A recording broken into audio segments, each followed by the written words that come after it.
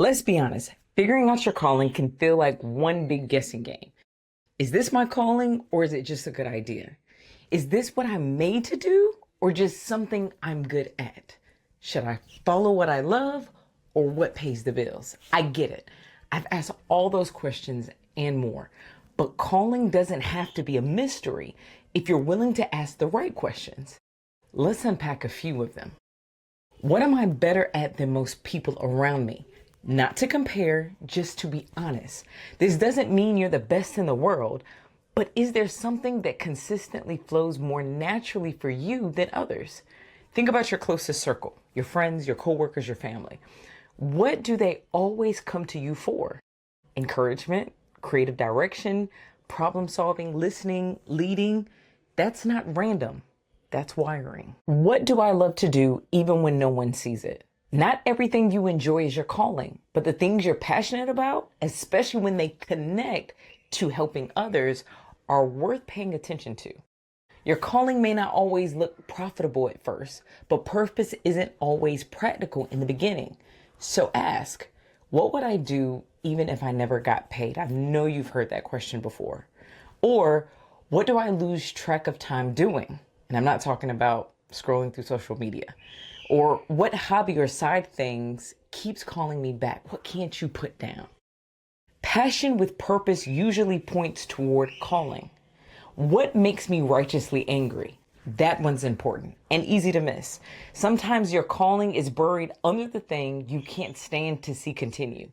Injustice, broken families, misinterpretation, confusion, abuse. It doesn't always look like a career path, but it looks like a burden.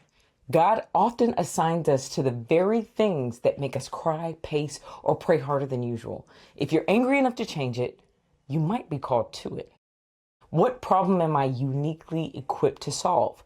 Look at your life, your story, your scars, your upbringing, your personality, your background. None of it is random.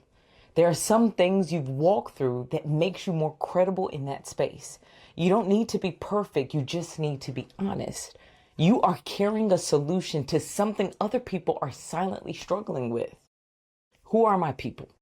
Calling isn't just about what you're gifted to do. It's also about who you're called to serve. Not everyone is your audience. Even Jesus had a specific group he focused on. So ask, who gets me when I speak? Who feels seen when I share? Who naturally leans in when I show up? There's power in focusing your voice. When you find your people, your calling finds impact. Listen, I tried to do everything I was good at, but I was scattered, burnt out, and low-key resentful in some areas. It wasn't until I sat down with God and started asking these deeper questions that I saw the pattern. I'm called to create, but not just any and everything.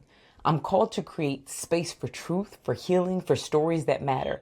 And little by little, He connected the dots. So what do you do with all of this? Start simple. Take one of these questions and sit with it. Ask God to highlight the answers. You'd be surprised that most times it's the things you've missed or buried. And remember, clarity doesn't usually come from rushing. It comes from sitting still. That's a hard one for most. Seek and you shall find. Just make sure you seek from the one where truth resides and where the answers flow. So here's a few questions. What have people affirmed in you consistently over the years? What have you been too afraid to admit you love doing? What injustice or issue keeps you up at night? Who is naturally drawn to your voice or your story? What part of your past has God redeemed that could help someone else?